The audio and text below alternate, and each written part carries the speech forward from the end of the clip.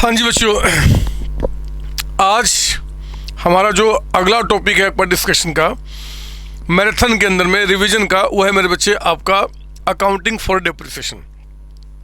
बहुत ही प्यारे तरीके से चैप्टर को हमने पढ़ा हुआ है, बहुत ही प्यारे तरीके से चैप्टर को समझा भी हुआ है, और मैंने बहुत इन डेप्थ कॉन्सेप्ट के साथ, चाहे कोई भी पॉइंट हो वो आपके एग्जाम से हट के ना जाए, उन सारी बातों का हमने डिस्कशन किया है। मेरे बच्चे, मैंने आपको क्लास में भी बताया, दोबारा बता दूं कि डेप्रिसिएशन पहले AS6 के मुताबिक होता था और पिछले 2-2.5 साल के बाद अब ये AS10 के मुताबिक हम स्टडी करते हैं। इन सारी बातों को जो भी क्लास में हम स्टडी कर चुके हैं उनका एक शॉर्ट रिवीजन फटाफट मैं आपको यहाँ पे कराने वाला हूँ। तो अब तैयार हो जाइए और फिर फटाफट स्टार्ट करते हैं। याद कीजिए आप यहाँ पे मैंने आपको क्या बताया था, डेप्रिसिएशन हम चार्ज करते हैं ऑन डेप्रिशिएबल एसेट्स पे। डेप्रिशिएबल एसेट्स का मतलब क्या होता है जी, जितने भी आपके टेंजिबल फिक्स एसेट्स होते हैं they all are depreciable assets except land. Land is not a depreciable assets. और लैंड में भी मैंने कहा था बच्चे कि अगर ऑप्शन में आ जाए तो फ्री होल्ड लैंड, क्योंकि लीज पे लिया हुआ लैंड जो होता है वो भी डेप्रिशिएट होता है, उसकी वैल्यू आपके लिए एक समय पे ख़त्म हो जाएगी। तो आपका लैंड का मतलब क्या है, यहाँ पे फ्री होल्ड लैंड की हम लोग बात करते हैं, ठीक है ना। फिर हमने पढ़ा हुआ है कि आपका कुछ बातें जब डेप्रिसिएशन चार्ज करते हैं तो मेरे बच्चे मैंने आपको बताया कि डेप्रिसिएशन चार्ज करते हैं आपका डेप्रिशिएबल वैल्यू पे। और याद कीजिए डेप्रिशिएबल वैल्यू का मतलब क्या था, डेप्रिशिएबल वैल्यू का मतलब क्या था, डेप्रिशिएबल वैल्यू का मतलब था कि जो कॉस्ट ऑफ एसेट होता है, कॉस्ट ऑफ एसेट, इस कॉस्ट ऑफ एसेट्स में हम लोग क्या करते हैं, जो एक्सपेक्टेड उसका स्क्रैप वैल्यू होगा, यानी कि जब वो यूज लायक नहीं रहेगा और फिर जब हम उसको मार्केट में बेच देंगे तो हमें कितना पैसा मिलने के चांसेज है, उसको बोलते हैं scrap value. Cost of asset में स्क्रैप वैल्यू को माइनस करके हम इसको डेप्रिशिएट करते हैं इसके डेप्रिशिएबल लाइफ से। डेप्रिशिएबल लाइफ, डेप्रिशिएबल लाइफ का मतलब क्या होता था, डेप्रिशिएबल लाइफ का मतलब मैंने बताया था एस्टिमेटेड जो आपका एस्टिमेटेड या expected useful life of the assets, useful life of the assets. हमें जितना भी लगता है कि एसेट्स कितने साल तक आपका यूज होगा उससे हम डिवाइड करके हम डेप्रिसिएशन की वैल्यू निकालते थे। मेरे प्यारे बच्चों, मैंने यहाँ पे आपको कॉस्ट ऑफ एसेट्स के बारे में कई सारी बातें बताई हैं। आपका एसेट्स कब से आपका डेप्रिशिएट होगा, उन सारी बातों को मैंने यहाँ पे कुछ पॉइंट वाइज बनाया हुआ है। पहले आइए एक एक करके इन पॉइंट्स को हम समझ लेते हैं, फिर हम इस चैप्टर का आपका और भी अच्छी तरीके से प्रैक्टिस करके स्ट्रॉन्ग फील करेंगे। एक तो हमने बताया था इंपॉर्टेंट पॉइंट्स ऑफ रिवीजन में, depreciation is charge from the date of put to use. Put to use का मतलब क्या होता है, डेट ऑफ इंस्टॉलेशन। मैंने आपको बताया हुआ कि कभी कभी एग्जाम में क्या होगा जी कि क्वेश्चन के अंदर में आपको बताएगा कि देखो जी ये आपका डेट ऑफ परचेज है, मतलब जिस दिन हमने एसेट्स को परचेज किया, डेट ऑफ परचेज। लेकिन यहाँ कहेगा कि ये डेट ऑफ आपका इंस्टॉलेशन है, जब हमने उसको इंस्टॉल किया। और यहाँ पे कहेगा कि उस एसेट्स का आपने शुरू किया एक्चुअल यूज, आपने यूज करना शुरू किया, this is date of actual use. अगर एग्जाम में ये अलग अलग आपको डेट बताएगा तो मेरे बच्चे उस केस में जिस दिन आपका एसेट्स का इंस्टॉलेशन हुआ ना, जिस दिन आपने उसको इंस्टॉल कर दिया, मतलब रनिंग कंडीशन में आप ला दिए, तो आप एसेट्स पे डेप्रिसिएशन चार्ज करना शुरू कर देते हैं।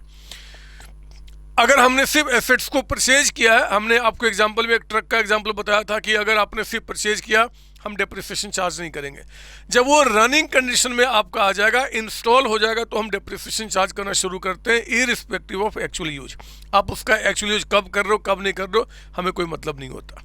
हमने ये भी बताया कि अगर क्वेश्चन के अंदर में ये तीनों डेट जो आपके हैं वो अलग अलग नहीं बताते हैं, तो जिस दिन आपने एसेट्स को परचेज किया है उस दिन हम क्या मानेंगे, उसका इंस्टॉलेशन, कि हमने उसी दिन उसका इंस्टॉल किया है और उस दिन से हम डेप्रिसिएशन चार्ज करना शुरू करते हैं। तो पहली बात आपके लिए इंपॉर्टेंट हो गया। दूसरी बात, asset is always recorded in the book of the purchaser at its cost price. Asset की रिकॉर्डिंग हमेशा हम क्या करते हैं, उसके कॉस्ट प्राइस पे करते हैं। मैंने आपको कॉस्ट प्राइस का बड़ा अच्छा मीनिंग बताया था कि देखो जी कॉस्ट प्राइस का मतलब सिर्फ परचेज प्राइस नहीं होता, परचेज करके उसको इंस्टॉल करने तक में हम जितने सारे खर्चे करते हैं वो भी आपके एसेट्स की कॉस्ट में ऐड होता है। जैसे कि हमने मान लो कोई एक एसी परचेज किया, एसी को परचेज करने के बाद मेरे बच्चे उसको अपने फैक्ट्री में या ऑफिस में लाने में हमने कुछ भाड़ा पे किया, वो भी आपके एसी के कॉस्ट में ऐड होगा। हमने एसी वालों को यहाँ पे इंस्टॉल करने का कोई चार्जेस पे किया, वो भी एसी के कॉस्ट में ऐड होगा। हमने वो रास्ते का जहाँ पे उस एसेट्स को परचेज किया और जहाँ पे हमें उसको यूज करना है, यहाँ पे लाने का अगर हमने कोई इंश्योरेंस पे किया है, रिपीट कर रहा हूँ, पर एनम वाला नहीं, इस ट्रांजिट का, इस रास्ते का, तो वो भी आपने पेमेंट किया, वो भी आपका एसेट्स की कॉस्ट में ऐड होगा। वन टाइम आपने क्या किया जी, रोड टैक्स पे किया। वन टाइम कोई भी खर्च करोगे तो वो सभी क्या होगा कि आपके एसेट्स की कॉस्ट में ऐड होगा। आपने कोई बिल्डिंग परचेज किया, उसकी रजिस्ट्री कराया, रजिस्ट्री में कुछ खर्चे हुए, वो भी आपके एसेट्स की कॉस्ट में ऐड होगा। मतलब एसेट्स को यूज करने लायक बनाने तक में जितने सारे खर्चे करते हैं, they all are added to the cost of assets. एक बार आप जब एसेट्स को यूज करना शुरू कर दिए हैं, उसके बाद मेरे बच्चे कोई भी खर्चे करेंगे तो वो हम एसेट्स की कॉस्ट में ऐड नहीं करते हैं, क्योंकि वो आपका रनिंग एक्सपेंसेस होते हैं। हाँ, फर्दर एक्सपेंडिचर में अगर कोई हमने बाद में कोई ऐसा खर्च कर दिया जिससे हमारे एसेट्स की एफिशिएंसी बढ़ेगी, तो हम उसको भी एसेट्स की कॉस्ट में ऐड करते हैं। ये बहुत बेहतर तरीके से चीज़ें हम लोगों ने समझी हुई है। हमने ये भी पढ़ा हुआ कि अगर कोई सेकेंड हैंड एसेट्स हम परचेज करते हैं, अगर हम कोई सेकेंड हैंड एसेट्स परचेज करते हैं, तो सेकेंड हैंड एसेट्स को परचेज करने के बाद जो फर्स्ट टाइम आप रिपेयरिंग कराते हो अपने लायक, अपने यूज लायक बनाने के लिए, तो फर्स्ट टाइम जो भी रिपेयरिंग कराओगे वो भी आपके एसेट्स की कॉस्ट में ऐड होता है। अगर वो सेकेंड हैंड होगा तो वो आपका। ये सारी बातें हम लोगों ने क्या क्या यहाँ पर डिस्कस किया हुआ है, कॉस्ट का मतलब क्या होता है। तीसरी बात, हमने ये भी क्वेश्चन देखा हुआ है कि अगर हमने कोई कमीशन पे किया है या कोई ब्रोकरेज पे किया है at the time of purchase of assets, अगर एसेट्स को परचेज करने के टाइम पे कोई कमीशन पे किया, हम उसको एसेट्स की कॉस्ट में ऐड करते हैं। लेकिन अगर हमने कोई कमीशन पे किया है at the time of sale of asset, तो ये आपका सेलिंग प्राइस हम क्या करते हैं, उसको डिडक्ट करते हैं। परचेज पे आप कमीशन पे करोगे, कॉस्ट में ऐड करेंगे। सेल पे कमीशन पे करोगे तो नेट सेलिंग प्राइस निकालने के लिए हम उसको उसमें से माइनस करते हैं। हमने क्वेश्चन किया है इसके ऊपर में। पर बच्चे, अगर हमें डेप्रिसिएशन चार्ज करना है, ऐसे हम लोगों ने जितने भी हमारे आपके डेप्रिसिएशन के मेथड है उनको हमने देखा हुआ है। मैं यहाँ पे कुछ बताना चाहता हूँ। अगला जो पॉइंट है कि अगर हमें डेप्रिसिएशन चार्ज करना है, क्वेश्चन के अंदर में अगर आपको परसेंटेज ऑफ डेप्रिसिएशन दिया हुआ है, परसेंटेज ऑफ डेप्रिसिएशन दिया हुआ है, तो फिर ये परसेंटेज हमेशा हम किस पे अप्लाई करते हैं जी, उसके कॉस्ट के ऊपर में। जो उस एसेट्स की कॉस्ट होगी, उस कॉस्ट पे हम क्या करते हैं, परसेंटेज ऑफ डेप्रिसिएशन अप्लाई करते हैं। कुछ बच्चे एग्जाम में गलतियां करते हैं, आप नहीं करना। कभी कभी एग्जाम कंफ्यूज करने के लिए कहेगा कि देखो जी, cost of asset, cost of asset, मान लो कोई मशीन है, वो कहता है कि मशीन की कॉस्ट जो है ना वो 8 लाख रुपीज़ आपका है। उसका जो स्क्रैप वैल्यू है, मतलब जब हम मशीन को बेचेंगे तो मान लो कि 1 लाख रुपीज़ में बिकेगा आपका, और क्वेश्चन में कहता है कि आपका जो रेट ऑफ डेप्रिसिएशन है, वो रेट ऑफ डेप्रिसिएशन आपका 10% है। बोलता है कि बताओ कि कैलकुलेट करो कि आपका डेप्रिसिएशन कितना होगा। तो कई सारे बच्चे क्या करते हैं, बोलते हैं कि यार 8 लाख में 1 लाख तो हमें बेच के मिल ही जाएगा, तो 7 लाख पे 10% अप्लाई कर देते हैं। वो गलत है मेरे बच्चे। आप इस बात को जानते हैं कि जब भी हम डेप्रिसिएशन निकालेंगे, अगर परसेंटेज ऑफ यानी कि रेट ऑफ डेप्रिसिएशन दिया हुआ है, तो रेट हमेशा हम क्या करते हैं, कॉस्ट पे अप्लाई करते हैं। ये सारी बातें आपके लिए क्या होती है, यूजलेस हो जाती हैं। तो 8 लाख का 10% आपका 80,000 का डेप्रिसिएशन होगा। यही बात मैंने आपको यहाँ पे लिख दिया है रिविजन में कि if rate of depreciation is given in the question, we apply rate on है, ये rate on cost of asset. जो आपके एसेट्स की कॉस्ट होगी ना, हम उस पर अप्लाई करेंगे to calculate depreciation. In that case we ignore residual value and the life of the assets. Question में रेसिडुअल यानी कि स्क्रैप वैल्यू बता देगा, एस्टिमेटेड लाइफ बता देगा, सब इग्नोर कर देना, क्योंकि जब भी रेट देगा मेरे बच्चे, रेट हमेशा क्या करेंगे, हम कॉस्ट पे अप्लाई करेंगे। क्लियर ना? इसका रीजन मैंने क्लास में आपको बहुत अच्छी तरीके से समझाया हुआ है। लेकिन if rate of depreciation is not given, अगर ये रेट आपको नहीं दिया हुआ, अगर रेट नहीं दिया हुआ है और क्वेश्चन में कॉस्ट बता रहा है, स्क्रैप बता रहा है, और कहता है कि जो एस्टिमेटेड लाइफ आपका है वो 5 साल है, 5 ईयर्स आपका है, ऐसा क्वेश्चन आ गया, तो हमने कहा कि अगर रेट ऑफ डेप्रिसिएशन नहीं दिया हुआ है और फिर अगर आपको डेप्रिसिएशन निकालना है, तो we charge depreciation considering cost estimated life and the scrap value. याद कीजिए हमने कैसे बताया था जी, 8 लाख में 1 लाख को माइनस करना 7 लाख हो गया, 7 को 5 से डिवाइड करना और वही पर ईयर का आपका डेप्रिसिएशन हो जाएगा बाय एसएलए मेथड आपका। डब्ल्यूडीवी में यहाँ पे लॉग लगता है, लॉग एग्जाम में आएगा नहीं, तो सिंपली आपको ये बातें समझनी है ना। तो मैंने कहा कि if rate of depreciation is not given, consider cost of asset, residual value and the life of the asset for charging depreciation. कोई डाउट इसके अंदर में? नहीं सर। इसके बाद मेरे बच्चे हमने आपको कई सारे क्वेश्चन कराए हैं कि मान लो आप जो डेप्रिसिएशन चार्ज कर रहे हो इसके बेसिस पे चार्ज कर रहे हो, इसके बेसिस पे, और आपका जो एस्टिमेटेड लाइफ है वो आपका चेंज हो जाए, तो फिर हम क्या करेंगे? हम लोगों ने इस पे भी क्वेश्चन किया हुआ है, मैं आपको रिवीजन में उन क्वेश्चंस का यहाँ पे रिवीजन करा दूँ, है ना। ये लीजिए, मैं इसी को एक क्वेश्चन ही आपको फटाफट, ताकि आपका टाइम भी लगे कि कुछ यूज हुआ है यहाँ पे। ऐसा कहता है मेरे बच्चे, ऐसा कहता है, हम लोगों ने ज़रा पढ़िए, याद कीजिए कि एग्जाम्पल नंबर 1 वो कहता है क्वेश्चन में, सर हम भी लिख सकते हो कि कॉस्ट ऑफ एसेट, आपका जो एसेट्स है उसका कॉस्ट कहता है कि 5 लाख रुपीज़ है, 5 लाख रुपए। कहता है कि जो स्क्रैप वैल्यू है आपका, scrap value, estimated scrap value, वो कहता है कि 1 लाख रुपीज़ है आपका।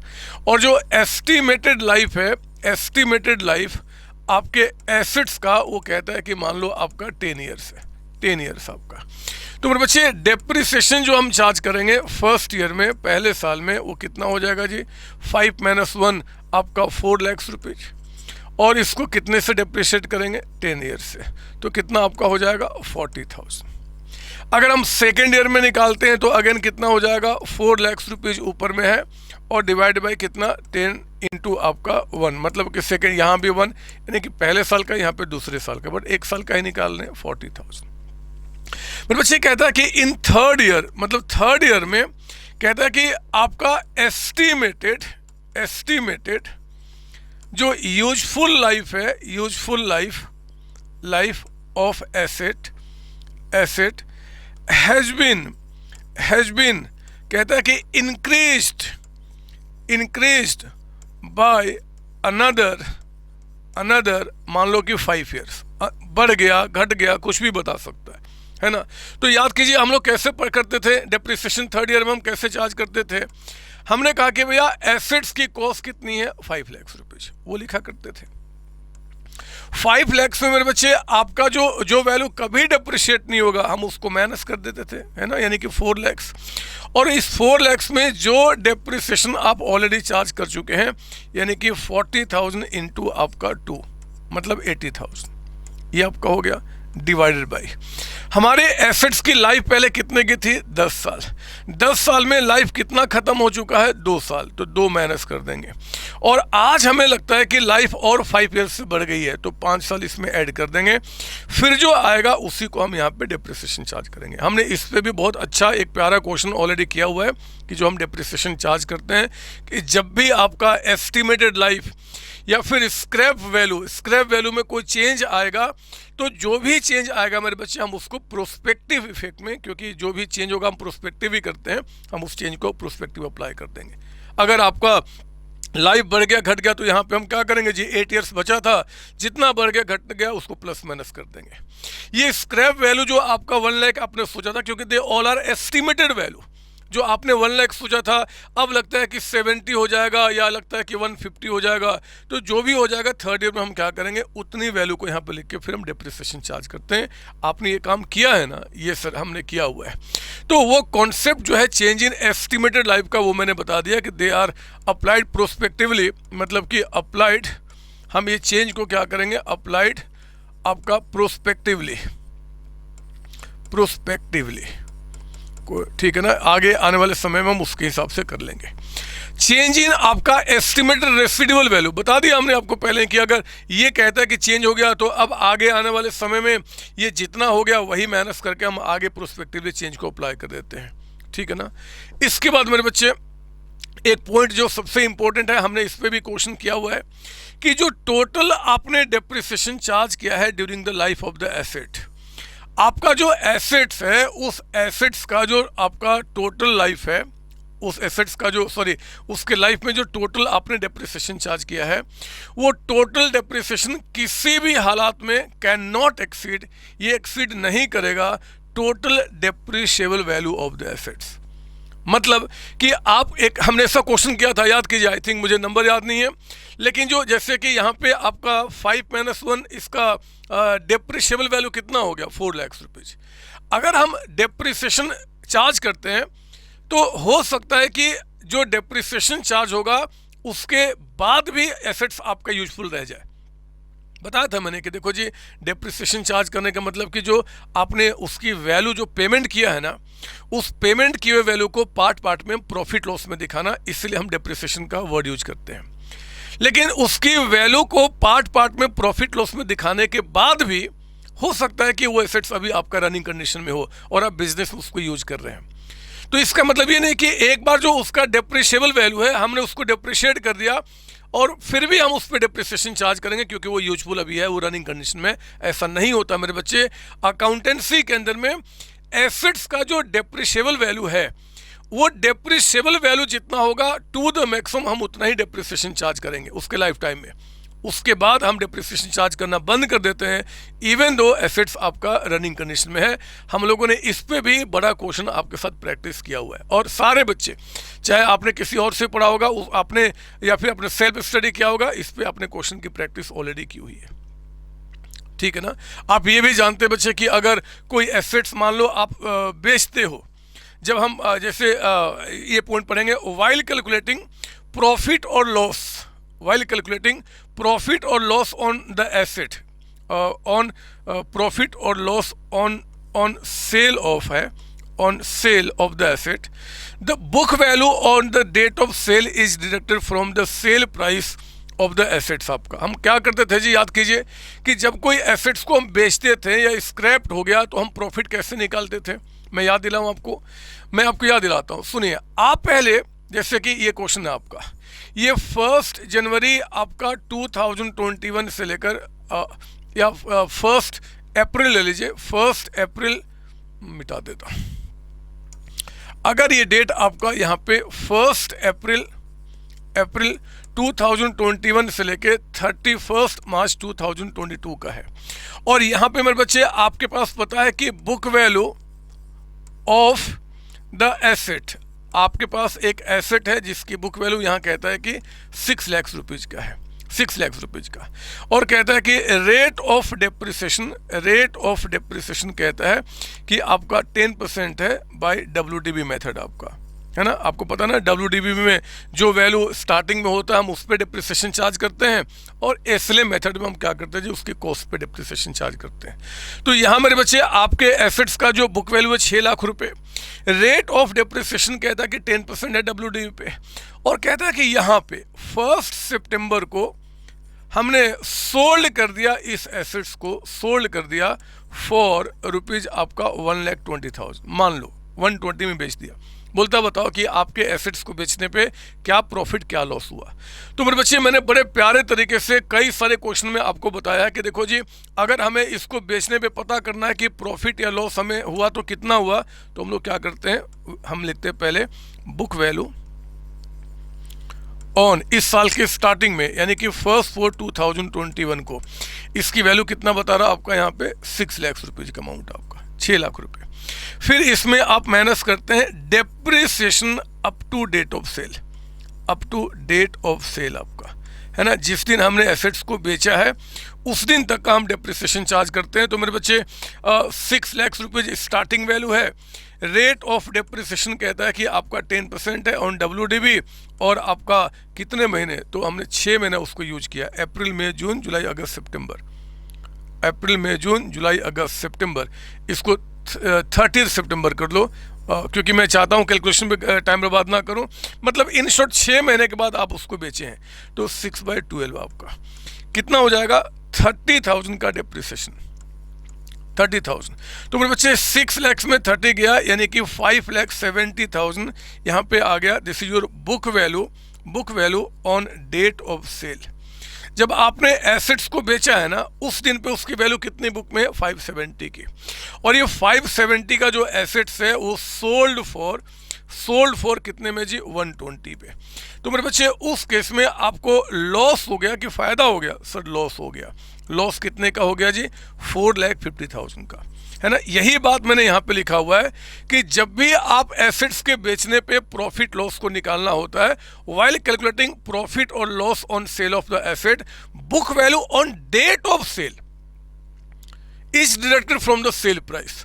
Book value on date of sale, ये देखो आप यहाँ पे, ये तो वैल्यू बुक की आपका साल के स्टार्टिंग में है। ऑन डेट ऑफ सेल 6 महीने का डिप्रिसिएशन चार्ज करने के बाद ऑन डेट ऑफ सेल उसकी वैल्यू 570 है।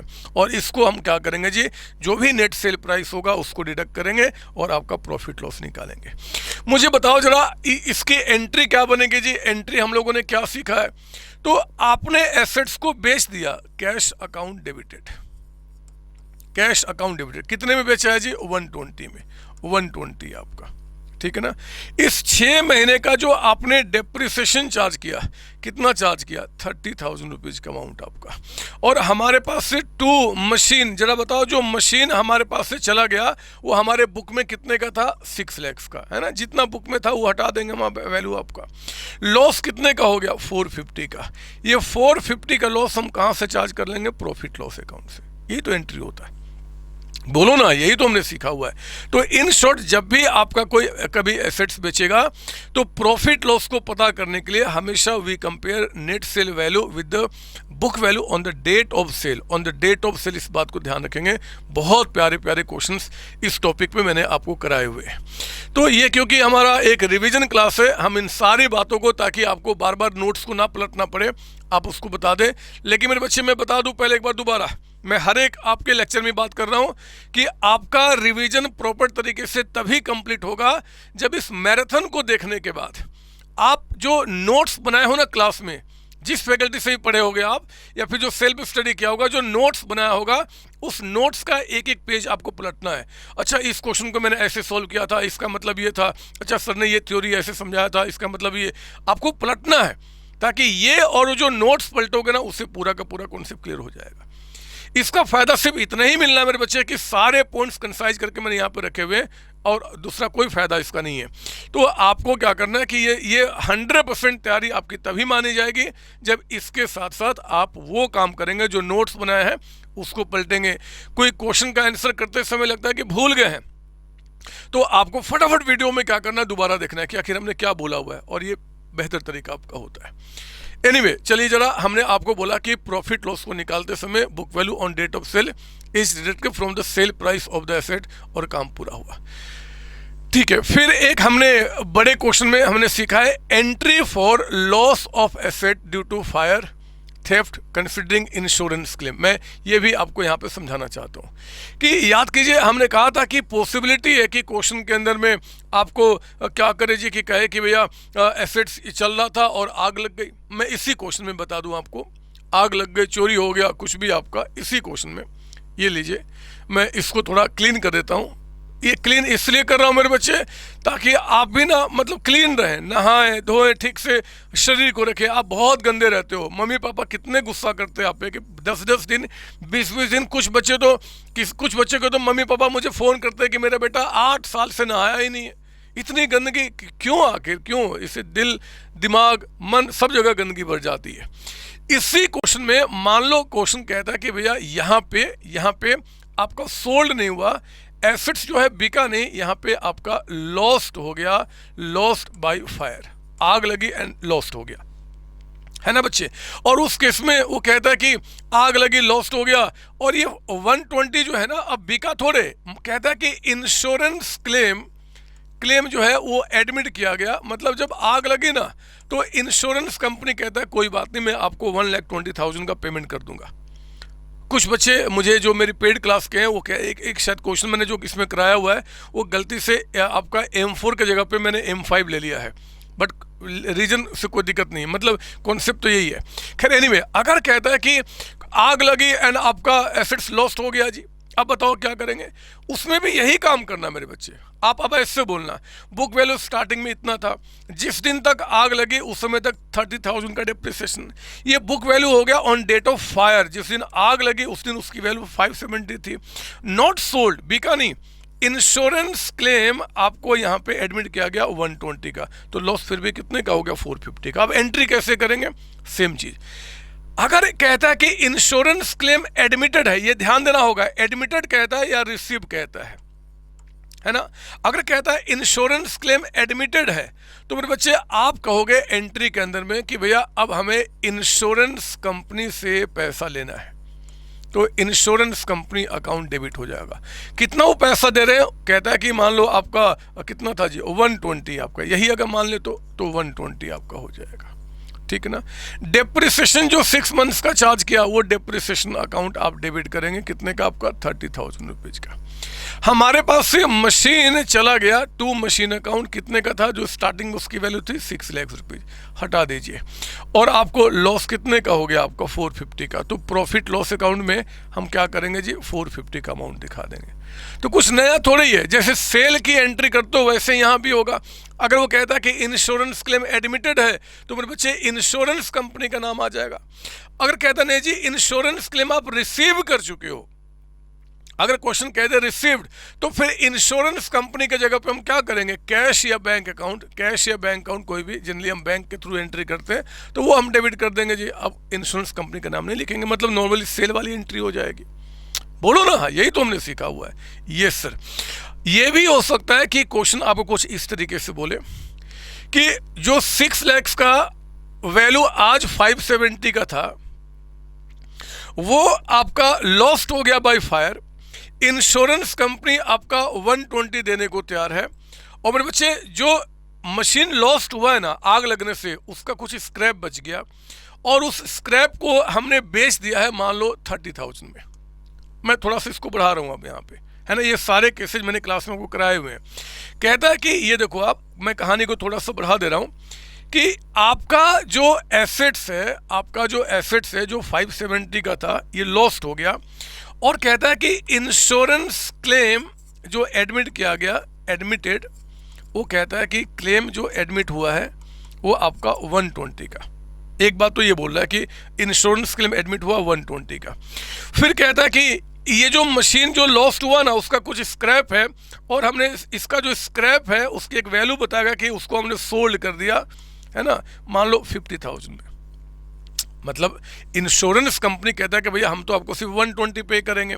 हमने कहा कि ठीक है 120 दे दो, और उस मशीन का स्क्रैप हम मार्केट में जाके कबाड़ी वालों को 50 में बेच दिया, तो अब हमें लॉस कितना हुआ, तो 570 में 170 का रिकवरी हो गया ना बच्चे, तो लॉस कितने का हो गया आपका 4 लाख का। ये लॉस आपका निकल के आया। एंट्री कैसे बनेगा ये देखिए आप, कैश इंश्योरेंस कंपनी कहता है क्लेम एडमिटेड, तो हम लोग क्या करेंगे यहाँ पे, अगर क्लेम एडमिटेड है तो कुछ इस तरीके से, मैं पूरा एंट्री दिखा देता हूँ, बहुत समय हमारे पास रिवीजन करने के लिए, आपके साथ ही तो हूँ मैं, है ना। मैं क्या करूँगा, एक तो इंश्योरेंस कंपनी अकाउंट डेबिटेड, ठीक है ना, कितने रुपए जी हमें मिलने का तैयार है 120 आपका, ठीक है। उसके बाद आपका जो स्क्रैप बेच दिया तो कैश हमारे पास आया, कैश डेबिटेड, कितने रुपए आ गए आपके पास 50,000 का अमाउंट, ठीक है। आपने डेप्रिसिएशन इस साल में इस एसेट्स पे कितना चार्ज किया 30,000, ठीक है। आपके पास से मशीन हमारे बुक से कितने का चला गया, मशीन था आपका 6 लाख का, जितना हमारे बुक में दिख रहा होगा हम उसको हटा देंगे, एंड जो लॉस हो गया प्रॉफिट लॉस डेबिट कितने का आपका 4 लाख का, है ना। बहुत टफ एंट्री आएगा तो ये एंट्री आ जाएगा, है ना। वो ये भी कह सकता है कि insurance claim not admitted received, तो जब रिसीव हो चुका है मेरे बच्चे तो मैं क्या करूंगा, इन दोनों अमाउंट को इकट्ठा करके एक साथ दिखा दूंगा, कैश या बैंक आपका 170, कोई दिक्कत नहीं है।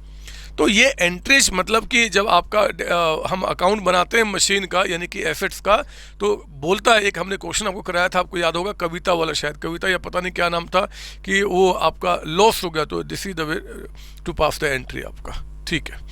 तो ये भी बात मैंने आपको रिवीजन कराया। थोड़ा सा और आगे बढ़ते हैं और चीज़ें देखते हैं यहाँ पे। क्या याद कीजिए, एक एंट्री और जो आपको कंफ्यूज करता है वो आपका एक्सचेंज वाला।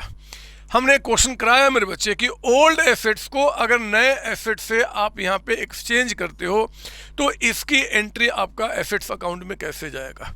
मैं चाहता हूँ कि इसको भी मैं आपको प्रॉपर रिवीजन करा दूँ, एंट्री ही करा के आपका मैं इसको थोड़ा सा मिटा दूँ। सर ये हमें भी लिखना, हाँ बदमाश साथ साथ लिखो ना, जब साथ साथ हम करते हैं ना कुछ काम, आप और हम दोनों मिलके, तो अच्छा लगता है। मुझे भी लगता है कि मेरे साथ कोई बैठा हुआ है।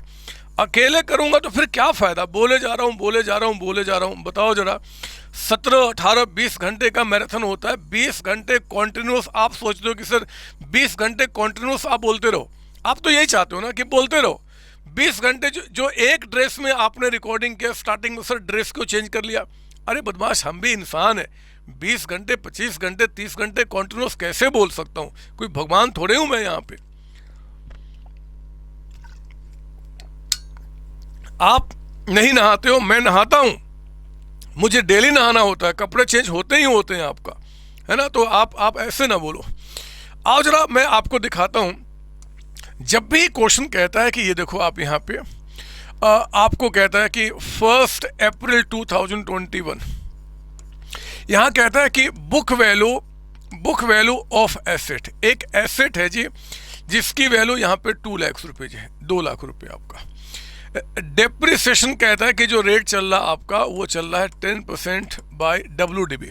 मैं WDB पे इसलिए ले रहा हूँ क्योंकि SLM के लिए कॉस्ट भी बताना पड़ेगा, वो ऑलरेडी आप जानते हैं, तो मैं फटाफट यहाँ पे काम करूँगा। साल का एंड मेरे बच्चे कहता है कि 31 मार्च 2022 को होता है, और यहाँ कहता है यहाँ पे 1 अक्टूबर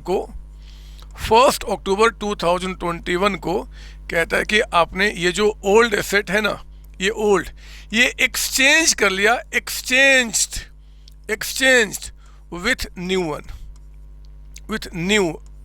एसेट, एक नए एसेट से एक्सचेंज कर लिया।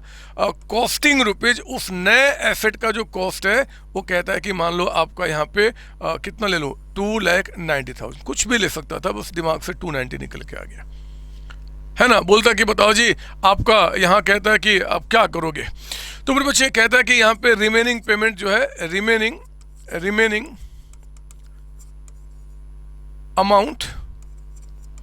अमाउंट जो बच गया, इसको एक्सचेंज करने के बाद जो बाकी अमाउंट रिमेनिंग है, बैलेंस अमाउंट, रिमेनिंग बैलेंस कह देता हूँ, बैलेंस अमाउंट जो है वो कहता है कि पेड इन कैश।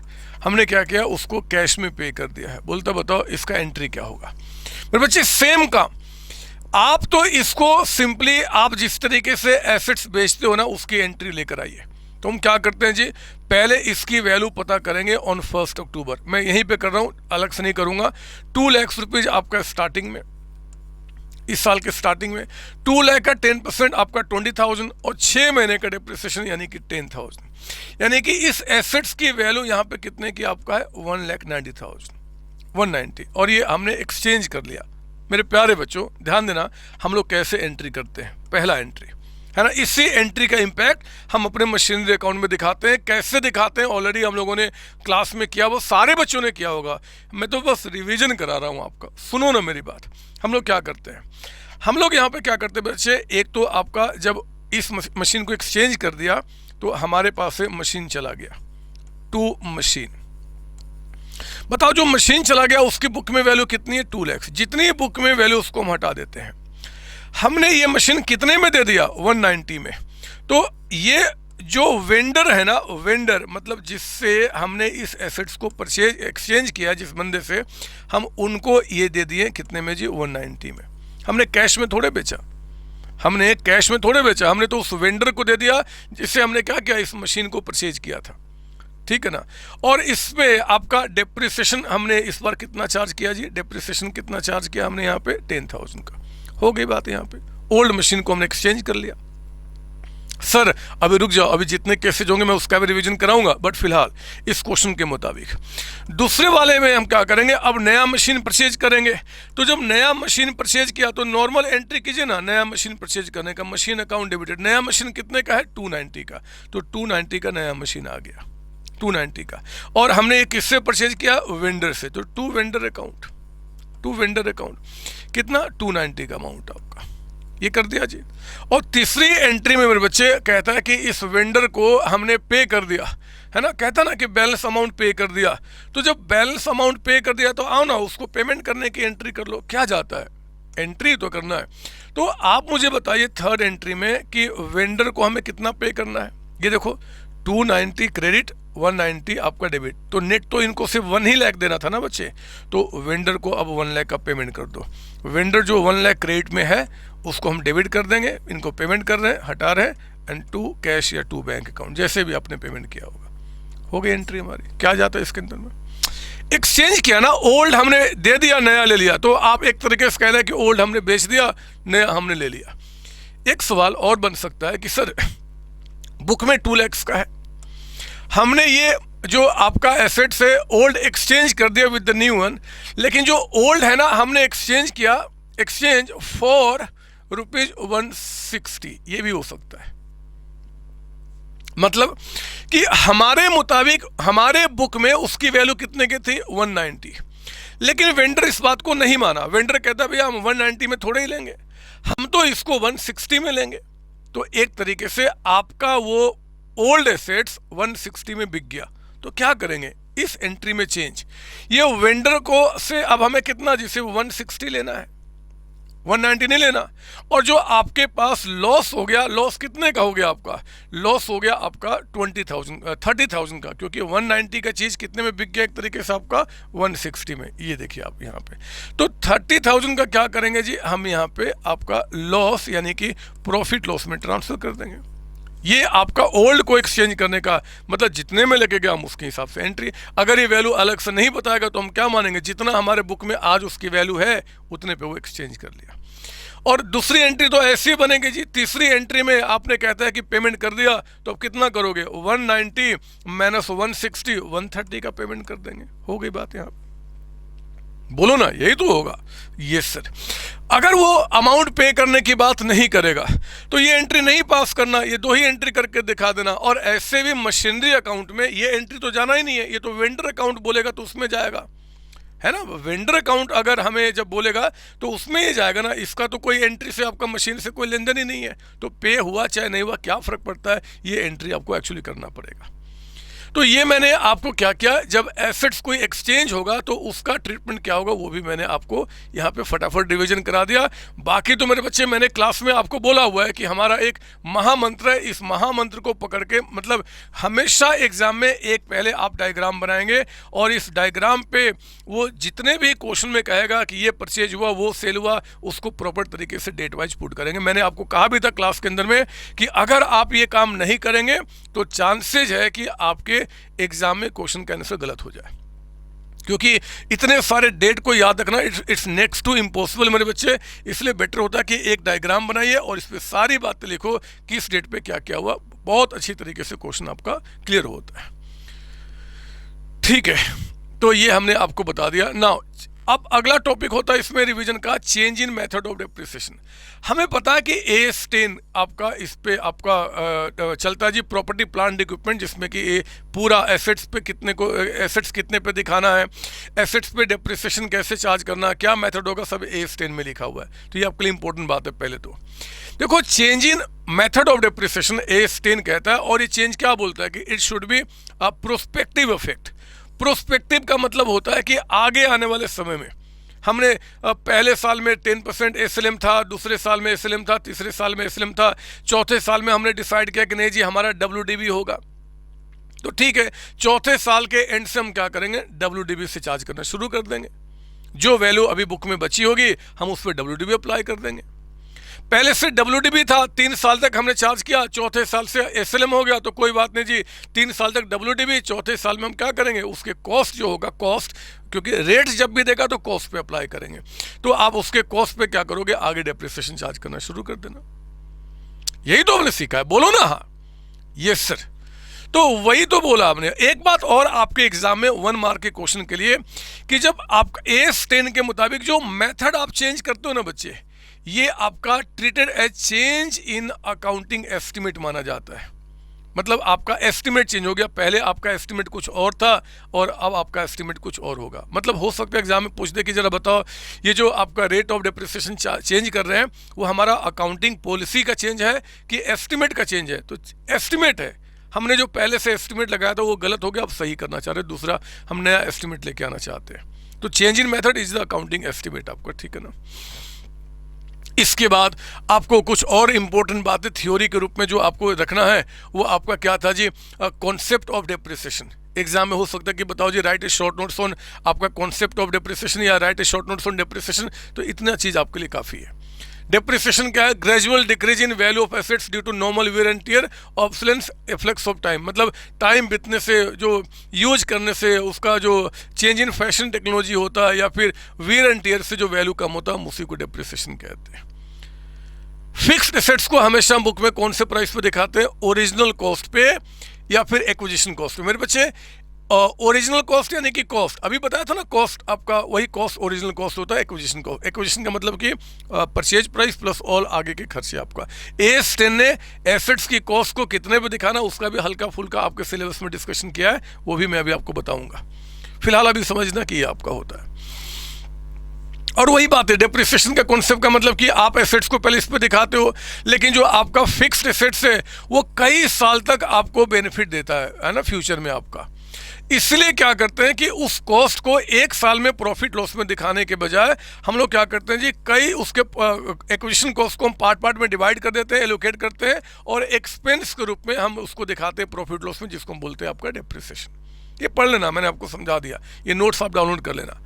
एग्जाम में पूछ सकता है, जरा बताओ कि value of assets decrease with passage of time, उसका रीजन क्या है? मतलब क्यों, मतलब व्हाई वी चार्ज डेप्रिसिएशन, मान लो पूछ दे आपका, या what are the reasons of depreciation, या what are the causes of depreciation. तो मेरे बच्चों, wear and tear due to actual use, मतलब कि जो यूज करते हो उससे जो एसेट्स की वैल्यू कम होता है। फ्लेक्स ऑफ टाइम का मतलब कि जो टाइम गुजरता है, जो चीज़ पुराना होगा तो उसकी वैल्यू कम होगी ही होगी पहले से आपका। ऑब्सोलेंस का मतलब होता है कि टेक्नोलॉजी में कोई चेंज आ गया, कोई नया प्रोडक्शन मेथड आ गया, नया आपका मार्केट डिमांड में कुछ चेंज आ गया जी, है ना, कोई लीगल रिस्ट्रिक्शन आ गया कि आप इसको यूज नहीं कर सकते जी, तो फिर एसेट्स की वैल्यू गिरेगी ही गिरेगी। जैसे कि आपका डीजल कारें हैं कि 10 साल के बाद आप उसको यूज नहीं कर सकते, तो कन्फर्म्ड उसकी वैल्यू बाद में जीरो हो जानी है, इसलिए हमें डेप्रिसिएशन चार्ज करना पड़ता है। मार्केट वैल्यू आपका एसेट्स का कम होता है टाइम पुराना होने से, इसलिए हम डेप्रिसिएशन चार्ज करते हैं। एंड डिप्लेशन, जो आपके नेचुरल रिसोर्सेज हैं उनको जैसे जैसे कंज्यूम करोगे उसकी वैल्यू कम होगी, इसलिए डेप्रिसिएशन चार्ज करते हैं। तो क्यों रीजन्स पूछ दे कि डेप्रिसिएशन क्यों चार्ज करते हैं, काउजेज पूछ दे, तो मेरे बच्चे 5 पॉइंट्स आपके लिए बड़े इंपॉर्टेंट है, यही लिखना आपने। सारी बातें आपके इंस्टीट्यूट के स्टडी मटेरियल के मुताबिक आपको रिविजन करा रहा हूँ।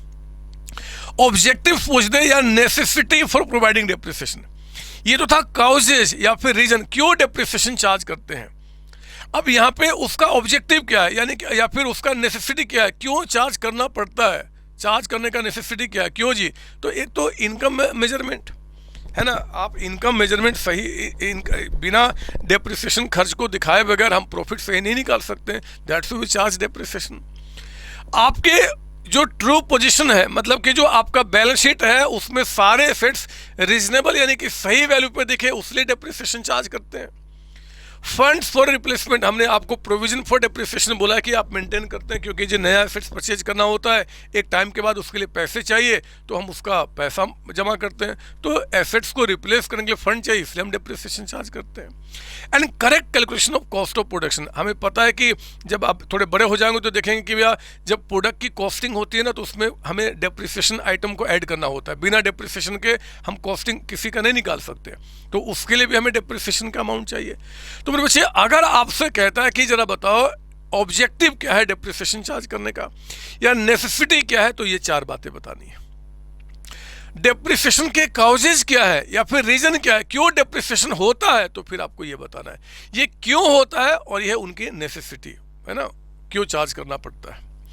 Factors affecting amount of depreciation measurement, आपका जो एसेट्स पे आप जो डेप्रिसिएशन चार्ज करते हैं तो कौन कौन से फैक्टर्स अफेक्ट करते हैं कि डेप्रिसिएशन का अमाउंट कितना होगा। 3 चीज़ें बता चुका ऊपर में, कॉस्ट, उसका एस्टिमेटेड यूजफुल लाइफ और उसका स्क्रैप वैल्यू अगर कुछ होता है तो।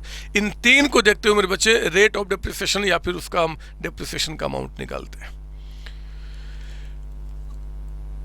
एसेट्स की कॉस्ट, प्रॉपर्टी प्लांट इक्विपमेंट यानी कि फिक्स्ड एसेट्स का जो कॉस्ट होगा उसमें क्या क्या आइटम आएगा, मैं पहले समझा चुका हूँ, लेकिन थोड़ा सा आइटम ऐड करूंगा AS 10 के मुताबिक।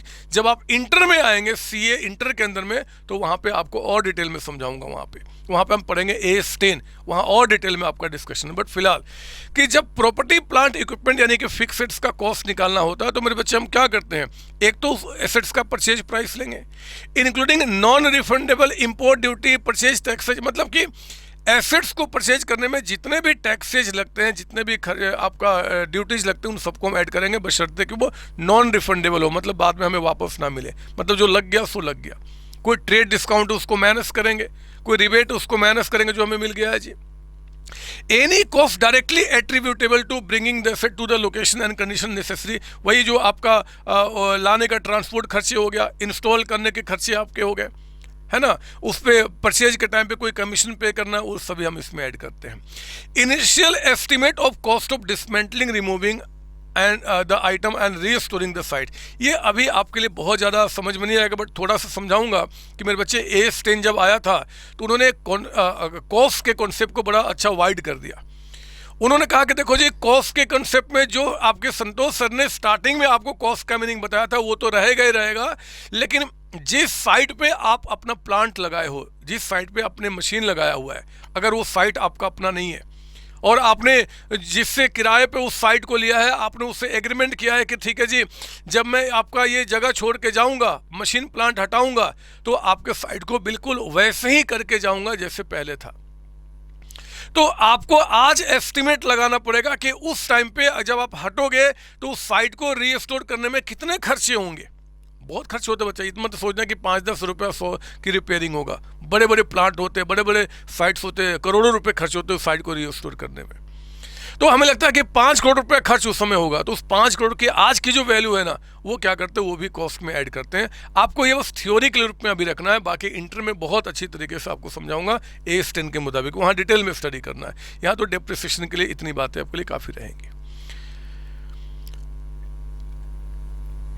ये जो आपका cost directly attributable to bringing the asset to location condition, उसके अंदर में कौन कौन से एग्जांपल बताइए जी, क्या क्या होगा। तो कहता है कि भैया कोई कॉस्ट ऑफ एम्प्लॉय है जो कि आपके एसेट्स को एक्वायर करने में आपका डायरेक्टली लगा हुआ है, साइट जहाँ पे एसेट्स इंस्टॉल होगा उस साइट को ठीक से बनाने में, इनिशियल जो डिलीवरी एंड हैंडलिंग कॉस्ट हुआ वो ट्रांसपोर्टेशन कॉस्ट हो गया, इंस्टॉल करने में कोई खर्च हुआ उसको ले लेंगे, आपके एसेट्स की टेस्टिंग हुआ, टेस्टिंग में कुछ खर्च हुआ वो भी हम ले लेंगे, कोई प्रोफेशनल आपने हायर किया अपने एसेट्स को इंस्टॉल कराने के लिए, तो उसके जो चार्जेस पे किए वो सारे चार्जेस क्या होंगे, आपके एसेट्स की कॉस्ट में ऐड हो जाएंगे। हो सकता है कि पूछ दे कि बताओ जी कॉस्ट ऑफ PPE क्या होगा, फिक्स एसेट एज पर आपका AS10, तो ये सारी बातें बताएंगे। अगर ये क्वेश्चन 2-3 नंबर में आ गया तो इतना काफ़ी है, अगर ये 5 नंबर में आ गया तो इसका डिटेल फिर आपको ये भी बताना पड़ेगा। कौन कौन से ऐसे खर्चे हैं जो कि आपके एसेट्स की कॉस्ट के पार्ट नहीं बनते मेरे बच्चे। तो कहते हैं कि जो सर ने ऊपर नाम बताया ना, इसके सिवाय जितने भी दूसरे खर्चे होंगे वो आपके एसेट्स के कॉस्ट के पार्ट नहीं बनेंगे। जैसे कि इसके बाद आपका cost of opening new facility और बिजनेस सच एज इनॉग्रेशन। मैंने क्या किया जी, एक प्लांट स्टार्ट किया। अब प्लांट को स्टार्ट करने के टाइम पे हमने किसी एक मान लो हीरो को या किसी एक्ट्रेस को बुला लिया और उससे इनॉग्रेशन कराया और उस पर 5 करोड़ रुपये हमने पे कर दिया। That is not the part of cost of assets. वो इनॉग्रेशन से, वो फीता काटने से कॉस्ट का एफिशिएंसी नहीं बढ़ जाता बच्चे, हम बोलते हैं कि उसको नहीं ऐड करेंगे, तो वो आपका नहीं ऐड होगा। कोई नया प्रोडक्ट आप इंट्रोड्यूस कर रहे हो और उसके लिए कोई एडवर्टीजमेंट कर रहे हो, प्रमोशन कर रहे हो, वो भी इसके अंदर इंक्लूड नहीं होगा, है ना। नए cost of conducting business in a new location और न्यू क्लास ऑफ कस्टमर, नए आपका कोई कस्टमर है या नए आप जगह पे जो स्टार्ट कर रहे हो प्लांट, वहाँ पे जो स्टाफ है उनको हम ट्रेनिंग दे रहे हैं, तो ट्रेनिंग से प्लांट के कॉस्ट का क्या मतलब है, वो भी यहाँ पे इंक्लूड नहीं होगा। और कोई एडमिनिस्ट्रेशन या बाकी कुछ जनरल खर्चे हैं जो कि आप बिजनेस में करते चले जा रहे हो, जो उस प्लांट से नहीं जुड़ा हुआ, वो भी हम यहाँ पे ऐड नहीं करेंगे, ठीक है ना। यूजफुल लाइफ का मतलब आप ऑलरेडी जानते हैं कि एक्सपेक्टेड यूजफुल लाइफ कितना होगा जी, वो आपका हो गया। स्क्रैप वैल्यू आप ऑलरेडी जानते हैं, बट इनको पढ़ लेना आप, क्योंकि एग्जाम में अगर आ गया कि what do mean by scrap value, तो आपको ये समझने में बहुत हेल्प करेगा। आपको ऐसे मैंने समझाया हुआ है, यहाँ भी मैंने बता दिया है। एक आपका इंस्टीट्यूट ने आपके स्टडी मटेरियल में एक पॉइंट डाला हुआ है, पता नहीं मैं समझाने कि क्यों उन्होंने डाला, बट ये चीज़ आपके लिए बड़ा रेलिवेंट हो जाएगा एग्जाम में, इंपॉर्टेंट है फॉर थ्योरी ओनली, है ना, आपके थ्योरी के लिए। कि अगर जैसे ये एक्चुअली AS10 की बात है, डिटेल आपको पढ़ाऊंगा इंटर में, बट उन्होंने कहा कि देखो जी, अगर किसी एसेट्स का कोई कंपोनेंट आप चेंज करते हो, माफ कीजिए sorry, depreciation on components of an asset, मतलब पता है AS10 अभी क्या करता है बच्चे, उन्होंने एक बड़ा जबरदस्त बात बोला हुआ है जिसमें कि बहुत कंफ्यूजन है, बट अभी आपको पढ़ना होगा उसको। वो कहते हैं कि देखो जी, अगर आपने कोई बहुत बड़ा प्लांट लगाया है, कोई बहुत बड़ा मशीनरी लिया हुआ है, एक प्लांट लेते हैं, ज़्यादा समझ में आएगा। कोई बहुत बड़ा प्लांट आपने लिया हुआ है और उस प्लांट के बहुत सारे पार्ट हैं। एक बेस्ट एग्जाम्पल बताता हूँ, एक आपका एरोप्लेन हो गया। एरोप्लेन में कई चीज़ें होती हैं, अगर देखें तो उसमें कई तरीके के एसेट्स हैं। जैसे कि एरोप्लेन के अंदर में उसका एक बॉडी है जी, अलग है आपका, उसकी सीट से वो अलग आपके हैं, उसका जो एसी का पूरा जो सिस्टम प्लांट है वो एक अलग है। तो एस्टेन ने पता क्या बोला है कि अगर किसी एसेट्स के जितने भी सिग्निफिकेंट पार्ट्स आप बना सकते हो ना, जितने भी सिग्निफिकेंट पार्ट, उन सारे पार्ट को आप अलग अलग कर दो। मतलब तोड़ना नहीं है आपको एयरक्राफ्ट को, अकाउंट्स में उन सबकी वैल्यू को अलग अलग रिकॉर्ड करो और सबकी वैल्यू को अलग अलग आप डेप्रिशिएट करो। It's very challenging. पता नहीं एस्टेन ने ऐसी बातें क्यों की है, बट करना है मेरे बच्चे कि यहाँ पे हम लोग क्या बोलते हैं कि आपका जब भी कोई एसेट्स के कई सारे सिग्निफिकेंट पार्ट है और वो पार्ट अलग अलग आप एलोकेट कर सकते हो कि उसका कॉस्ट कितना है, उसका स्क्रैप वैल्यू कितना है, उसका एस्टिमेटेड लाइफ कितना है, तो कहते हैं कि उस एसेट्स को उतने पार्ट में डिवाइड करके आप अलग अलग डेप्रिसिएशन चार्ज कीजिए, considering their separate cost, separate आपका scrap value and the separate आपका एस्टिमेटेड लाइफ।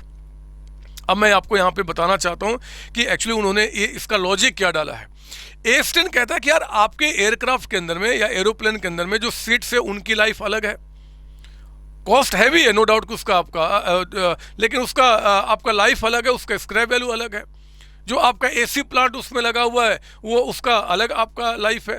तो सबको आप इक्वल लाइफ में कैसे डिप्रिशिएट कर सकते हो, इसलिए उनका कहना है कि जितना गुंजाइश हो सकता है उसको पार्ट पार्ट में करके आप डिप्रिशिएट करें। पढ़ो ना। It may be noted that AS ten as well as the Companies Act 2013 requires depreciation to be charge on a component basis. This is called component basis depreciation. कहता है कि each part of an item of property plant equipment with a cost that is significant in relation to the total cost of the asset should be depreciated separately. An enterprise should allocate the amount initially recognized in respect of an item property plant equipment to its significant part and should depreciate each part separately. कहते हैं कि वो आप हर एक part को जो अलग से रिकॉग्नाइज किया जा सकता है विथ आपका सिग्निफिकेंट कॉस्ट, उसको अलग अलग आप डेप्रिशिएट करें। मैं रिपीट कर रहा हूँ, it's important only for theory at your level. जब आप इंटर में आएंगे तो वहाँ पे हम डिटेल में सिखाएंगे और वहाँ पे हम समझेंगे कि उसका क्या डिटेल डिस्कशन है। ठीक है, फिर एक चीज़ आपको पढ़ना है, आपका हमने क्लास में कराया हुआ है रिवीजन के तौर पे, revolution of property plant equipment. मैं डायग्राम से इसको प्रेजेंट करूँगा, ये डायग्राम आप मेरे साथ बना लेंगे। इसका भी डिटेल डिस्कशन आपका नहीं है, बट उतना ही पढ़ा रहा हूँ जितना आपको आपके एग्जाम के लिए पढ़ना इस चैप्टर के अंदर में। ये डायग्राम मेरे साथ रेडी करेंगे आप। देखो, कहते हैं कि आप प्रॉपर्टी प्लांट इक्विपमेंट यानी कि फिक्स्ड एसेट्स पीपीई का जो रिवैल्यूएशन करते हैं, रिवैल्यूएशन उसका ट्रीटमेंट क्या होगा। कहते हैं कि देखो जी, ये रिवैल्यूएशन आपका जब फर्स्ट टाइम होगा, एक तो पहले आपका जो एसेट्स होगा वो हर एक पीपीई को हम कॉस्ट प्राइस पे मेजर करेंगे स्टार्टिंग में, करते ना बच्चे, ये सर। फिर हमारा अकाउंट्स अलाउ करता है कि अगर उसकी वैल्यू मतलब कि डेप्रिसिएशन चार्ज करने के बाद भी अगर ट्रू वैल्यू नहीं दिख रहा है तो आप उसको रिवैल्यू कर सकते हो। जैसे कि सिग्निफिकेंटली कोई किसी की वैल्यू बहुत ज़्यादा बढ़ गई, किसी की वैल्यू बहुत घट गई, कुछ भी हो सकता है, तो आपको रिवोल्यूशन अलाउ करते हैं वो। कहते हैं कि अगर ये रिवोल्यूशन फर्स्ट टाइम कर रहे हो आप पहली बार, तो या तो रिवोल्यूशन पे आपको प्रॉफिट होगा, प्रॉफिट ऑन रिवोल्यूशन, है ना, या फिर आपको होगा loss on revaluation, loss on revaluation, यही तो होगा बच्चे, या तो प्रॉफिट होगा या फिर लॉस होगा।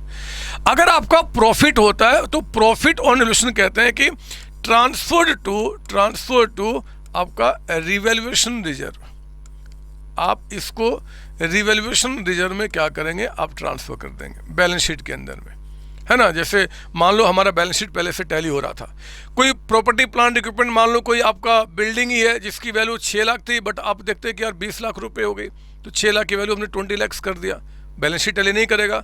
इस साइड रिवोल्यूशन रिजर्व को बढ़ा दो, बैलेंस शीट टैली कर जाएगा। तो वो अलाउ करते हैं कि आप ये क्रिएट करना। लेकिन फर्स्ट टाइम रिवोल्यूशन हो रहा और लॉस आपको हो जाए तो कहते हैं कि ये लॉस जो होगा ना वो ट्रांसफर कर दिया जाएगा आपके प्रॉफिट लॉस में। मतलब अगर कोई एसेट्स को रिवैल्यू किया, लॉस हो गया, तो लॉस को भी प्रॉफिट लॉस में दिखा दो, कोई बात नहीं, ठीक है ना। ये फर्स्ट टाइम हो गया। अब अगर कहते हैं कि उसके बाद फर्दर रिवैल्यूएशन,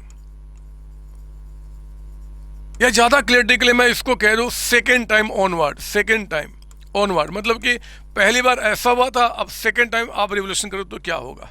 तो उस केस में मेरे बच्चे यहाँ से लिखता हूँ, अगर फर्स्ट टाइम प्रॉफिट हुआ था और सेकेंड टाइम, आपको दो पॉसिबिलिटी है, या तो आपका फिर से प्रॉफिट हो जाए, प्रॉफिट ऑन रिवोल्यूशन, या फिर इस बार आपको लॉस हो जाए, लॉस ऑन रिवोल्यूशन। अब आपको यहां से लिंक करना पड़ेगा कि पहली बार आपको क्या हुआ था जी, प्रॉफिट हुआ था ऑन रिवोल्यूशन, पहली बार प्रॉफिट हुआ था जो हम यहां ट्रांसफर कर चुके हैं, उसी एसेट्स का सेकेंड टाइम आपका रिवोल्यूशन होता है और सेकेंड टाइम कहता है फिर से प्रॉफिट हो गया, तो अगेन वो भी प्रॉफिट हम कहां ट्रांसफर कर देंगे, revolution reserve account, revolution reserve, ठीक है ना। फर्स्ट टाइम आपका प्रॉफिट हुआ था और सेकेंड टाइम कहता है कि लॉस हो गया, मतलब मान लो कि पहली बार आपका जब रिवोल्यूशन किया था जी, हमें यहाँ पे 5000 का फायदा हुआ था, तो 5000 का हमने क्या किया, यहाँ पे ट्रांसफर कर दिया था, और सेकेंड टाइम जब रिवोल्यूशन किया तो उस पर लॉस हो गया। तो कहते हैं कि अगर लॉस होता है, ध्यान रखना, पहली बार प्रॉफिट हुआ था जो यहाँ चला गया, अब लॉस हो गया, तो कहते हैं कि loss up to amount available, loss up to amount available in a revaluation reserve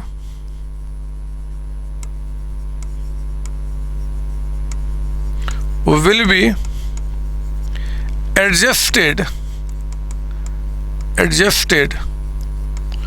from revaluation reserve, revolution reserve, पहला point. Number 2, any further loss, अगर उसके बाद भी कोई लॉस होता है तो will be transferred to profit loss account. आइए इसका मतलब समझते हैं, 2 मिनट रुक जाओ, पहले मेरी बात सुन लो। पहली बार आपको 5000 का प्रॉफिट हुआ था, उस एसेट्स को रिवैल्यू करने में आपने ट्रांसफर किया था रिवोल्यूशन रिजर्व में। दूसरी बार या तीसरी बार जब रिवोल्यूशन किया तो मान लो आपका लॉस हो गया, और लॉस हो गया आपका मान लो 3000 का, 3000 रुपये का, तो क्या करेंगे, एक तो एसेट्स की वैल्यू 3000 से कम कर देंगे, और जो रिवोल्यूशन रिजर्व जो 5000 है ना बच्चे एसेट साइड में, उसको 3000 से कम कर देंगे। क्लियर। फर्स्ट टाइम 5 का आपको यहाँ पे प्रॉफिट हुआ था, और सेकेंड टाइम क्या होता है कि 5 का आपको लॉस हो जाता है, पहले 5 का प्रॉफिट फिर 5 का लॉस, तो कोई बात नहीं, 5 का लॉस हो गया, एसेट्स की वैल्यू 5 से कम कर दिया, और आपके लायबिलिटी साइड में रिवोल्यूशन रिजर्व जो 5000 है उसको कम कर देंगे, तब भी ठीक है। फर्स्ट टाइम 5 का आपको प्रॉफिट हुआ था और दूसरी बार मान लो 6000 का आपको लॉस हो गया, अब क्या करेंगे, तो एक तो एसेट साइड, एसेट्स को 6000 से कम कर देंगे, लायबिलिटी साइड में जो रिवोल्यूशन रिजर्व है मेरे बच्चे उसको 5 से कम कर देंगे जितना अमाउंट था, और बाकी 1000 का जो एक्स्ट्रा लॉस हुआ उसको हम प्रॉफिट लॉस में दिखा के ये प्रॉफिट लॉस को हम कम कर देंगे, बैलेंस शीट टैली कर जाएगा। आप मेरी बातें समझ रहे हो ना, ये ध्यान रखना, ये बहुत इंपॉर्टेंट है आपके थ्योरी के पार्ट के लिए एग्जाम में, क्योंकि आपके इंस्टीट्यूट के स्टडी मटेरियल में बातें लिखी गई हैं और वो चाहते हैं कि बच्चों को एटलीस्ट इतना पता हो ताकि वो इंटर में जाएंगे तो अच्छी तरीके से संतोष सर से और आपका पढ़ के और काम खत्म करेंगे। तो आपको ये बात आपको मैंने यहाँ पे समझा दी, ज़्यादा आप दिमाग में मत डालना, जितना बोलना उतना ही सोचना, क्योंकि इसका उतना ही रेलिवेंस आपके एग्जाम में अभी के लिए है। अब कॉपी कर लो, फिर मैं इसके आगे बढ़ता हूँ, जल्दी कॉपी कर लो अब इसको।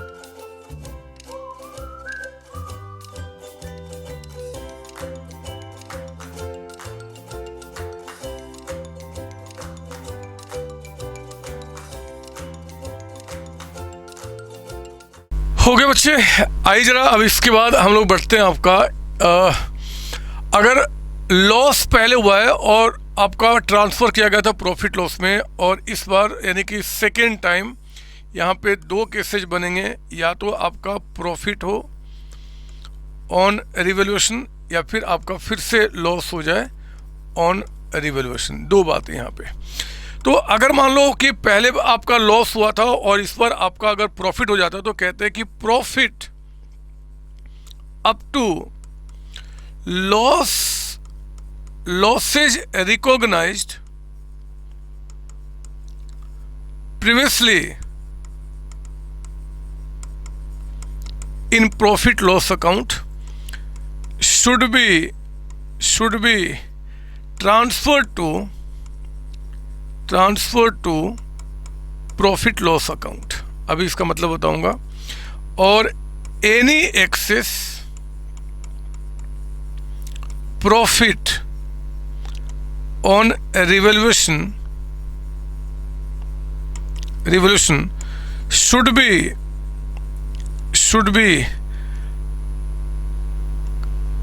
credited to या transferred to revaluation reserve account। फिर इसका मतलब सुनिए मेरी बात। देखो कहते हैं कि पहली बार अगर आपको लॉस हुआ था मान लो 5000 का, तो आपने उस 5 के लॉस को क्या किया था, अपने प्रॉफिट लॉस अकाउंट में लॉस के रूप में यहाँ पे दिखा दिया था 5000 प्रॉफिट लॉस अकाउंट में, है ना। सेकेंड टाइम आपने रिवोल्यूशन किया और मान लो ये प्रॉफिट आपका जो होता है वो 4000 का होता है मान लो। तो कहते हैं कि यार 5000 का आपने जो लॉस पहले दिखाया था ना प्रॉफिट लॉस में, हम उसका रिवर्सल मानेंगे।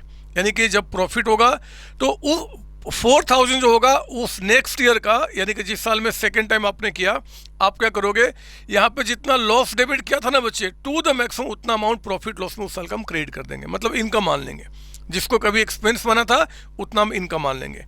वही कहा कि profit up to losses recognize previously in profit loss, जितना आपने किया था वो तो हम प्रॉफिट लॉस में ही ट्रांसफर करेंगे, मतलब प्रॉफिट लॉस में क्रेडिट करेंगे। अगर 5 का हुआ था और मान लो ये भी आपका 5 का रहा था तो पूरे 5 जाते हैं। लेकिन 5 है और मान लो आपका 6 हो गया, तो कहते हैं कि 6 में से 5000 तो हम प्रॉफिट लॉस में क्रेडिट करेंगे और बाकी जो 1000 बचेगा उसको हम क्या करेंगे जी, रिवोल्यूशन रिजर्व अकाउंट में ट्रांसफर कर देंगे। समझो मेरी बात ना, इतनी बातें ध्यान रखना है। और पहली बार अगर लॉस हुआ था और दूसरी बार भी लॉस हो जाए तब तो कोई दिक्कत नहीं है। लॉस ये सभी कहाँ जाएंगे, प्रॉफिट लॉस अकाउंट में, प्रॉफिट लॉस अकाउंट में।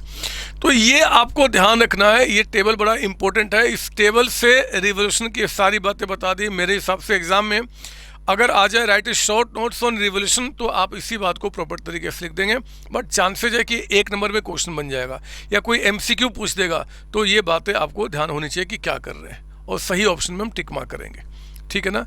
तो मैंने क्या किया, आपको यहाँ पे रिवोल्यूशन के बारे में भी सारी बातें बता दी, डायग्राम के थ्रू प्रेजेंट कर दिया। सर्टेन यूजफुल आइटम्स भी आपको पता होना चाहिए, अमोर्टाइजेशन जो कि इंटेंजिबल एसेट्स में हम यूज करते हैं, है ना, या फिर लीज होल्ड प्रेमाइसेज को भी आप जब राइट ऑफ करते हो, डिप्रिशिएट करते हो, तो हम यहाँ पे अमोर्टाइजेशन वर्ड ही यूज करते हैं बच्चे। इस बात को ध्यान रखना है 1 नंबर क्वेश्चन के लिए। डिप्लेशन, नेचुरल रिसोर्सेज की जो वैल्यू डिक्रीज होती है, कोल माइंस, ऑयल वेल्स आपका, तो उनके लिए हम यूज करते हैं आपका यहाँ पे। ऑब्सलेंस आपका कोई टेक्नोलॉजिकल चेंज होता है, इम्प्रूवमेंट होता है प्रोडक्शन मेथड में, या फिर मार्केट डिमांड चेंज हो जाए, या फिर कोई लीगल पर्पस आ जाए, तो उसके चलते जो वैल्यू कम होता है उसको हम बोलते हैं ऑब्सलेंस आपका, है ना। ये सब बात ऊपर ही बताया था आपका। Now come two methods of depreciation. आप जानते हैं SLM फिक्स इंस्टॉलमेंट या फिर ओरिजिनल कॉस्ट, तीनों का मतलब SLM मेथड होता है।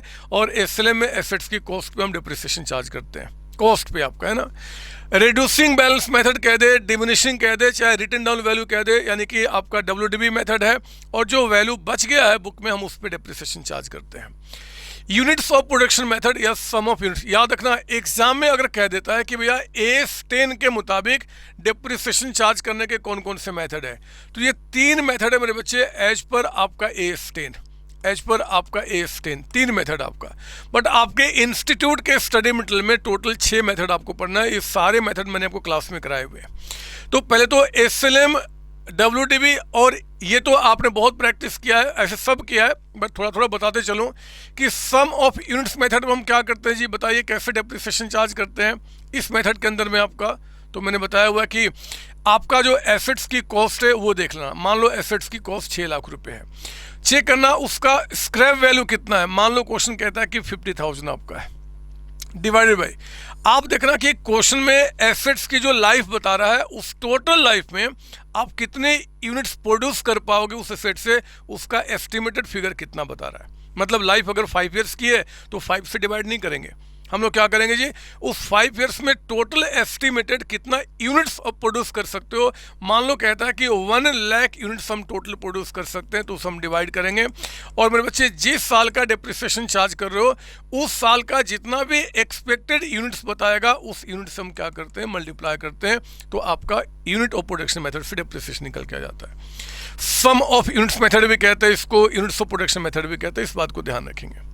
सम ऑफ ईयर्स डिजिट में हमने क्या बताया था, हमने बताया था जी कि यहाँ पे अगर मान लो एसेट्स की कॉस्ट आपका 6 लाख रुपए है, स्क्रैप वैल्यू कहता है कि 50,000, अगर स्क्रैप वैल्यू ना बताया तो हम नील मान लेंगे, बताया तो वही, डिवाइड बाई, हमने क्या बोला था कि अगर लाइफ कहता है एसेट्स का कि 5 ईयर्स है, तो 1 2 3 4 5 के आगे जो डिजिट बनते हैं इसके आगे लाइफ टोटल कितना है 5, यहाँ कितना हो जाएगा 4 3 2 1 आपका, इन सब का हम टोटल करेंगे 5 + 4 + 3 + 2 1 कितना हो गया 15 आपका। तो हम इसको 15 से डिवाइड करते हैं और जिस साल का वो डेप्रिसिएशन पूछेगा उसके आगे जो आपने डिजिट लिखा है, मतलब 5 तो 5, सेकंड का पूछेगा तो 4 3, इस तरीके से। ये आपका ऐसे ना करके हमने इसका एक शॉर्टकट तरीका बताया था, n × n + 1 / 2 है ना। n इज द आपका टोटल लाइफ कितना है 5 ईयर्स, तो 5 इंटू क्या करेंगे जी 5 + 1 यानी कि इंटू 6 हो गया ये, है ना। 5 × 6 / 2 कितना आ जाएगा 15। हमने कहा था ये तरीका अप्लाई करना, क्योंकि लाइफ अगर 50 ईयर्स करेगा तो फिर फंस जाओगे चक्कर में, तो इस तरीके से, तो वो काम आपका हो गया। मशीन आवर्स मेथड में क्या होता है कि जो भी आपका ऊपर में तो हम लोग क्या करेंगे कि वही लेंगे जी उसका आपका क्या बोलते हैं डेप्रिशिएबल वैल्यू, और मशीन आवर्स में जितना भी एसेट्स का लाइफ है उसमें वो मशीन कितने आवर्स चलेगा उसका टोटल बताएगा, या फिर आपको हर एक अलग अलग बताएगा, तो इन सबको ऐड कर लेंगे। वो अब यहाँ पे यूनिट्स ना होके क्या हो जाएगा जी 1 लाख या जो भी क्वेश्चन में होगा वो मशीन आवर्स हो जाएगा। और जिस साल का डेप्रिसिएशन आप चार्ज कर रहे हो उस साल कितने आवर्स आपके चलेंगे उससे मल्टीप्लाई करेंगे, आपका निकल के आ जाएगा। कोई डाउट नहीं सर। डिप्लेशन मेथड पे हमने क्वेश्चन आपको करा के दिखाया था, क्वेश्चन के अंदर में कि किस साल में कितना क्वेरी आपने निकाला वो बताएगा, उसके हिसाब से हम डिप्रिसिएशन चार्ज करते हैं। तो मेरे बच्चे ये आपके 6 मेथड है, AS 10 के मुताबिक 3 मेथड, और टोटल आपके इंस्टीट्यूट के स्टडी मटेरियल में 6 हैं, तो वो मैंने आपको समझा दिया। इसके बाद मेरे बच्चे अब आपको MCQ प्रैक्टिस कराऊंगा। ये इसलिए कराता हूँ ताकि जो छोटी छोटी बातें होती है ना, जो हम बड़े बड़े क्वेश्चन में भी समझते हैं, या उसका फटाफट तैयारी, या 1 मार्क का क्वेश्चन आ गया या MCQ आ गया, तो हम उसके लिए भी बेस्ट तैयार रहें, उस सीरीज में एंट्री करते हैं। अगेन नो डाउट कि हम अपने ये क्या बोलते हैं जी, वो ड्रेस चेंज होगा, पता नहीं क्या क्या होगा। अरे हाँ, क्योंकि अब मेरा ड्रेस चेंज हो जाएगा, और ये एक छोटा सा कॉमन टॉपिक था, तो मैंने अपने CMA वाले बच्चों का भी MCQ ऐसे रिकॉर्ड किया है, बट लेकिन एक छोटी सी बात मैं आपको बता दूं, इस क्वेश्चन के अंदर मेरे बच्चे, ये क्वेश्चन आपका 9th, एक्यूमुलेटेड डेप्रिसिएशन आपका इज एन एग्जाम्पल ऑफ, आपके एग्जाम में ICMI में क्या होता है ना, वो कहते हैं कि लायबिलिटी है, बट आपका इंस्टीट्यूट कहता है कि प्रोविजन है। तो आप भी क्या करेंगे कि अगर एग्जाम में आ जाए कि एक्यूमुलेटेड डेप्रिसिएशन क्या होता है, तो आप प्रोविजन पे टिक मार्क करेंगे। ऐसे मैंने आगे की क्लासेज में लायबिलिटी का है, क्योंकि ICMI का उसके मुताबिक है। मैंने यहाँ नोट भी लिख दिया जी कि आपके केस में आपको ICI के स्टडी मटेरियल को फॉलो करना है, और वो फॉलो क्या होगा, प्रोविजन होगा, तो आप यहाँ पे प्रोविजन में टिक मार्क करेंगे, ठीक है ना। हेलो बच्चों, कैसे हैं आप, क्या हाल चाल आपके। पहले तो आगे बढ़ने के पहले आप सबसे रिक्वेस्ट है कि जो कंटेंट आप देख रहे हैं हमारे चैनल पे, इस कंटेंट को आप बाकी जितने भी आपके फ्रेंड्स हैं, दोस्त हैं, उनके बीच में आप फैलाएं। बहुत मेहनत होती है मेरी और मेरी टीम की एक एक कंटेंट को डिजाइन करने के लिए, आपके लिए, हमारे CA बच्चों के लिए, आपका हर एक चैप्टर का 1 shot revision, quick revision, marathon, आपके जितने भी कंटेंट है उसके ऊपर में काम करना, हमारी पेड क्लासेज के अंदर में एक एक कंटेंट के ऊपर में वर्क करना, बहुत मेहनत करते हैं हम लोग। और एक ही अल्टीमेट टारगेट होता है कि हमारे बच्चे यानी कि आप अपने अल्टीमेट गोल को अचीव करें, that is chartered accountant degree. मेरे बच्चों, पहले मैं और मेरी पूरी टीम दिल्ली के एक एरिया में हम लोग इसको सीए की क्लासेस प्रोवाइड किया करते थे, लेकिन फिर हमने डिसाइड किया कि क्यों ना अपनी क्वालिटी एजुकेशन को पूरे ऑल ओवर इंडिया में फैलाया जाए at very reasonable cost. Repeat कर रहा हूँ, वेरी रिजनेबल कॉस्ट।